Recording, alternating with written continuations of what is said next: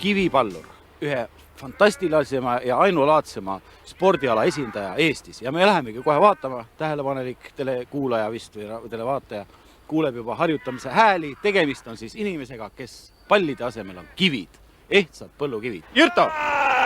Jürto! Kõigepealt tere ja head vana aasta lõppu, kui ta üks soovib. Kas vana aasta õhtu nüüd see kõige õigem aeg, vana aasta viimane päev, kõige õigem aeg spordi tegemiseks, trenni tegemiseks? Kas ei anna oodata? Ei ole midagi teha. Kogu aeg on vaja harjutada seda enam, et kohe on ukse ees sõprus turniir rahvusvaheline. Ei ole mahti aega. Ei ole kuulnud, nagu et kuskil oleks esindatud niisugune eriala, spordiala, nagu on kivipall. Kas neid maailmas on palju nende tegijaid? No ma võin öelda nii, et ta on ju keelatud. Keelatud? Ta on enamus riikides keelatud. Ja teie... Arvatakse, et on jõhker. Tegelikult nii ei ole. Ega meeste spordiala. Ja Eestis ma arvastan seda üks, kolmas aasta läheb. Näitame televaatajale, kui raske see pall on. Mitu kilo see on? Treeningupall? See on kivipall. Ja treeningupall on 42 kilo, et ta oleks raske, et treeningul peabki olema raskem. Võistlustel on palju kergem pall 40 kilole. Näidake üks jalaga veel. See on nüüd karistuslöök.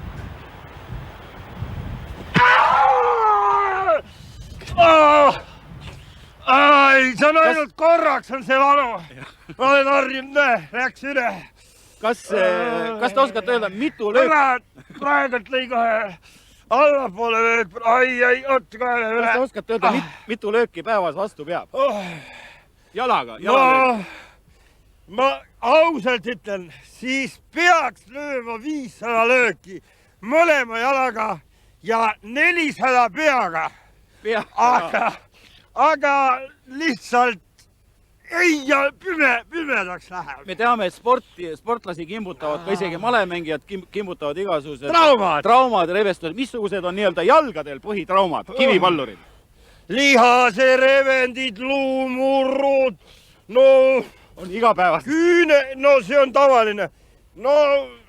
Jah, on olnud juhuseid, kus ei tõusegi enam voolist. Väravahid eriti, see on karm ala. Tule hea seet ja...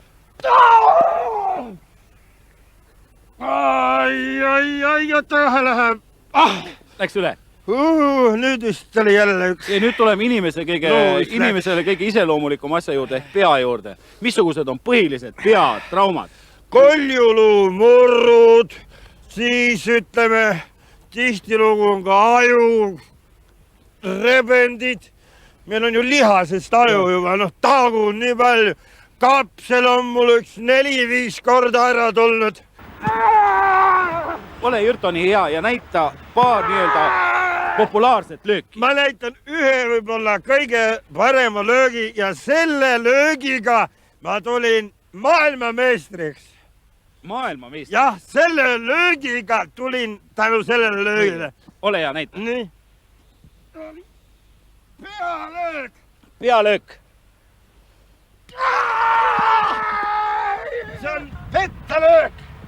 Lööda siia. Ta arvab, et sa oled juba löönud, sa ju karjud. Aga siis lööd.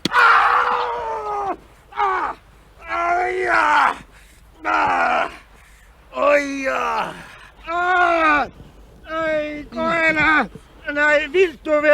viltu kuras. Olete pädev rääkima edasi. Mul vahepeal kõvasti trenni. Kohe läheb üle. Korras.